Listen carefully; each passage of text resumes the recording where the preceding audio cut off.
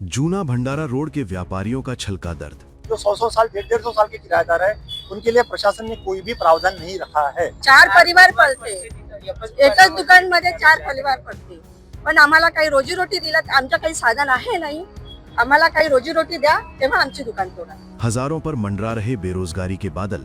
अब जब हमको यहाँ से खाली कर दिया जाएगा तो हम कहाँ जाएंगे, हमारी रोजी रोटी का क्या। प्रशासन और मकान मालिकों के बीच पिस रहे दुकानदार। किस प्रकार का पुनर्वास चाहते हैं? क्या आप दुकान के बदले दुकान चाहते हैं या उसके बजाय आर्थिक मुआवजा चाहते हैं? बताइए। आर्थिक मुआवजा भी चाहते हैं और जगह भी चाहते हैं। 200 दुकानदारों और सैकड़ों श्रमिकों पर बेरोजगारी का खतरा।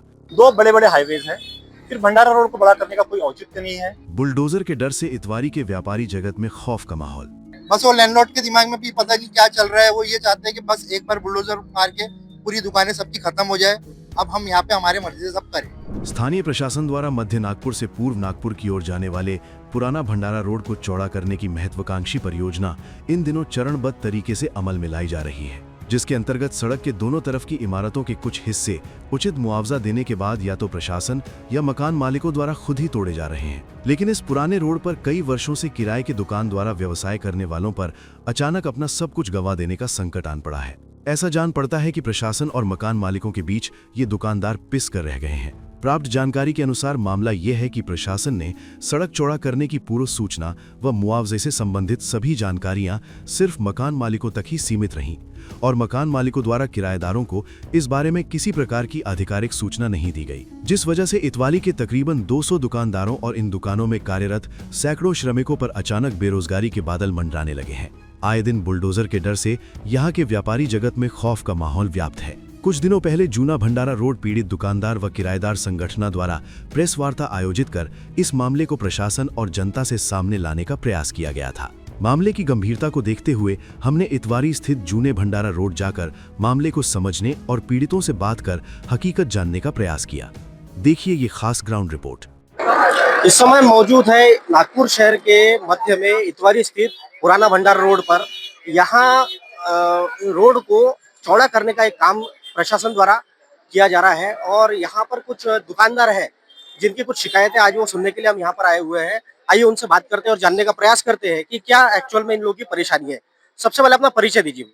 मैं सुधीर चांदपुरकर, यहाँ हम लोग सब, मेरे पिताजी के हाथ की दुकान है, लगभग 75 साल हो गए हैं। किस चीज का व्यवसाय है आपका? हमारा कपड़ों का व्यवसाय है, हैंडलूम और कपड़ा। कितने साल?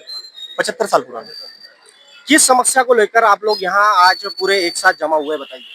अभी हाल फिलहाल में प्रशासन ने ये रोड को चौड़ा करने का निर्णय लिया है, जो कि बहुत ही तुगलकी निर्णय है और ये निर्णय हमें मान्य नहीं है, क्योंकि ऑलरेडी यहाँ पे 300 मीटर पे 2 बड़े बड़े हाईवेज हैं, फिर भंडारा रोड को बड़ा करने का कोई औचित्य नहीं है। ये भंडारा रोड बचाने के लिए सेंट्रल एवेन्यू का निर्माण किया गया है। अगर विकास किया जाता है और रोड को अगर चौड़ा किया जाता है तो आप लोगों को इसमें क्या परेशानी? हमें परेशानी ये है कि हमें उचित मुआवजा ही नहीं दिया गया है। जो मुआवजा दिया गया है वो इतना कम है कि कुछ नहीं है। किराएदारों को कुछ जगह नहीं है। किराएदार जो 100 साल 150 साल के किराएदार है उनके लिए प्रशासन ने कोई भी प्रावधान नहीं रखा है। देखिए, प्रशासन ने आपके साथ में एक प्रकार से अलग सलूक किया है कि तो आपके जो लैंडलॉर्ड्स हैं जिनके आप किराएदार हैं उनकी तरफ से इस मामले को किस तरीके से देखा जा रहा है? क्या उन्होंने आपको लिखित में कोई लेटर सूचना दी है कि आपको खाली करना है? प्रशासन की तरफ से इस तरफ से कोई लेटर आया हुआ है या मुआवजा कुछ लिखित में है आपके पास? किराएदारों को कोई भी इंटीमेशन नहीं दिया गया है, केवल लैंडलॉर्ड्स के नाम से नोटिस निकले गए हैं और लैंडलॉर्ड्स को ही जो कुछ मुआवजा मिलना है वो भी बहुत कम है जो लैंडलॉर्ड को दिया जा रहा है, तो वो किराएदार को तो कुछ देना ही है ही नहीं। तो लैंडलॉर्ड से आपने किसी प्रकार का पत्र व्यवहार किया है कि हमें इस प्रकार की सूचना नहीं है और अचानक हमें बुलडोजर एक्शन का एक डर है? हाँ, हमें बुलडोजर एक्शन का बहुत ज्यादा डर है और इसीलिए लैंडलॉर्ड्स और कुछ किराएदार इन्होंने हाईकोर्ट का दरवाजा खटखटाया है। और भी कुछ व्यापारी इस समय हमारे साथ में मौजूद है, उनसे हम बात करने का प्रयास करते हैं। आपका परिचय दीजिए सबसे पहले। कुणाल गोरोडिया, श्रीजी फुटवेयर। कितने साल से दुकान है आपकी और ये रोड के बारे में क्या कहना है? 110 साल से दुकानदारी है मेरी। एक दुकान से आस्था जुड़ी हुई है सभी लोगों की, मेरी अकेली की नहीं है। और इस जगह से ऐसा है कि हमारे को दूसरी रोजी रोटी का कोई दूसरा जरिया नहीं है हमारे लिए। हम सिर्फ ये बोलना चाहते हैं पहले हमारा पुनर्वास करो और फिर हमारे को यहाँ से हटाओ। पुनर्वास के कई प्रकार होते हैं, आप किस प्रकार का पुनर्वास चाहते हैं? क्या आप दुकान के बदले दुकान चाहते हैं या उसके बजाय आर्थिक मुआवजा चाहते हैं, बताइए। हम आर्थिक मुआवजा भी चाहते हैं और जगह भी चाहते हैं। कहीं हमारे को अच्छी जगह अगर मिल गई तो हमको सिर्फ धंधा करना है, हमारा घर परिवार लेके चलना है। अगर जगह अच्छी रही तो हमारे को वो जगह पुराएंगी। तो जिस प्रकार की सूचना आपको प्राप्त हुई है मीडिया के मार्फत से या फिर और किसी माध्यम से कि इस रोड को चौड़ा किया जाएगा, बुलडोजर एक्शन किया जाएगा, जैसे कि पीछे हो चुका है, तो इस पर आपने कानूनी प्रक्रिया क्या अपनाई है? शिकायत किस पे के पास में दर्ज करी है आपने? हम कलेक्टर साहब के पास गए थे, एनएमसी गए थे, एसडी ऑफिस गए थे। हमारे को वहां से कहीं तक कोई रिस्पांस नहीं मिला कि भाई कहीं राहत मिले हमारे को। कोई किसी प्रकार का जवाब लिखित में हमने जवाब दिया, मगर उन लोगों की तरफ से लिखित में कोई जवाब नहीं आया है। कोर्ट में आपने इस मामले को उठाया हुआ है, किस प्रकार की आज की स्टेटस है? 10 तारीख तक हमें 10 तारीख तक स्टे मिला है हमको। 10 तारीख तक माननीय हाई कोर्ट ने 10 तारीख को अगली पेशी रखी हुई है।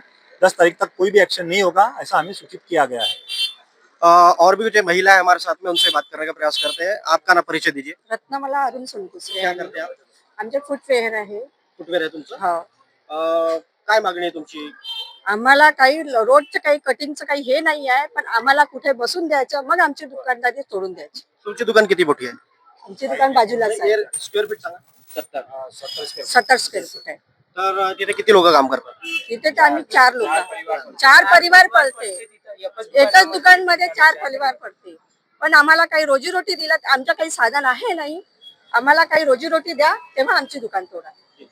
और भी कुछ व्यापारी हमारे साथ में, आपका परिचय दीजिए। मनीष साबू, साबू टेक्सटाइल, 1952 से मेरी यहाँ दुकान है।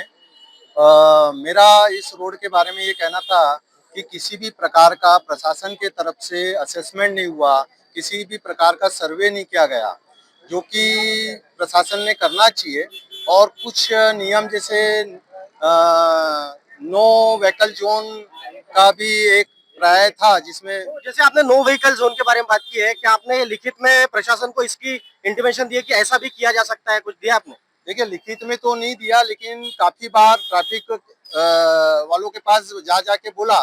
लेकिन आज इतवारी भंडारा रोड का ये हाल है कि 25 साल से ट्रैफिक पुलिस बड़ी मुश्किल से कभी एक आध दो दिन मिलता दिखता है। अगर आप लिखित में अपनी मांगनी देंगे तो प्रशासन को कैसा समझ में आए कि इस प्रकार का भी विकल्प किया जा सकता है? सर, ये काम दिवाली, तनवीर हुसैन, बॉम्बे कोल्ड ड्रिंक्स, 50 साल पहले से हमारी दुकान है। दिवाली के टाइम पे या कोई फेस्टिवल आता है तो प्रशासन यहाँ पे नो व्हीकल जोन डिक्लेयर कर देता है और उस समय सब चीजें स्मूथली काम करती है। तो ये ऐसा नहीं है कि प्रशासन को नहीं मालूम है कि हम ऐसा कर सकते हैं करके, या वन वे कर सकते हैं या XYZ, बट उनके दिमाग में ये है कि हमें यहाँ का रोड बड़ा करना है। हम डेवलपमेंट के खिलाफ नहीं है, यहाँ पे कोई भी व्यापारी डेवलपमेंट के खिलाफ नहीं। आपने जो मुआवजा दिया वो दिया है आपने लैंडलॉर्ड को, और हम जो यहाँ पर बैठे हुए हैं सारे लैंडलॉर्ड नहीं है, ये सब टेनेंट्स है। अब जब हमको यहाँ से खाली कर दिया जाएगा तो हम कहाँ जाएंगे?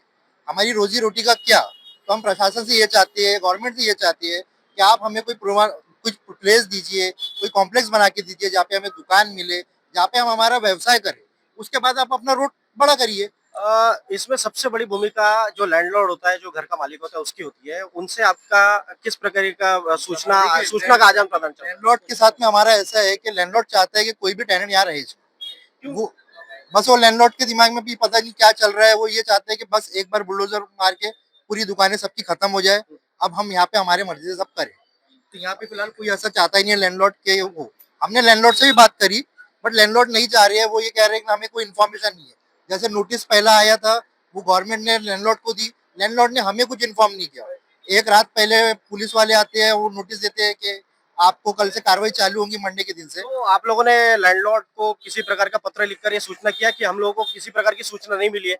हाँ, हमने उन्हें नोटिस दिए है, मगर उसका भी कोई हमें रिप्लाई नहीं मिला है। तो ये थे। देखो, बोर्ड लगा है, प्रशासन ने बोर्ड लगा है वन वे का, लेकिन इसका कोई पालन नहीं होता है। कोई पालन नहीं होता, कोई पुलिस वाला नहीं होता। गत 20 सालों से यहाँ कोई ट्रैफिक पुलिस नहीं आती। जब हम ट्रैफिक डिपार्टमेंट को फोन करते हैं कि सर ट्रैफिक जाम हो रहा है, तब कोई एक घंटे के लिए, आधे घंटे के लिए पुलिस वाले आते हैं, ट्रैफिक क्लियर करते हैं और फिर चले जाते हैं। एक संक्षिप्त में आपकी 2 लाइन में मांग बता दीजिए लास्ट। हमारी संक्षिप्त में मांग यही है कि हाल फिलहाल में ये 2 महीने के लिए इसको नो व्हीकल जोन डिक्लेयर कर दिया जाए। उसके बाद प्रशासन और कोई उच्च अधिकारी, न्यायालय का निवृत्त एक न्यायाधीश, कोई बड़े IAS और IPS ऑफिसर्स को इनको मुआयना करने के लिए भेजे कि क्या हकीकत में इसको जरूरत है क्या ये रोड बड़ा करने की, क्योंकि हजारों लोग बेरोजगार हो जाएंगे, हजारों लोग के घर के निवाले छिन जाएंगे तो ये होना बिल्कुल ओल्ड भंडारा रोड के तो ये थे ओल्ड भंडारा रोड के कुछ व्यापारी जिन्होंने अपनी व्यथा हम लोगों के कैमरे से पब्लिक के सामने रखने का प्रयास किया है। सकल समाचार के लिए अविनाश कुलकर्णी के साथ मुकुंद चौरसिया, नागपुर।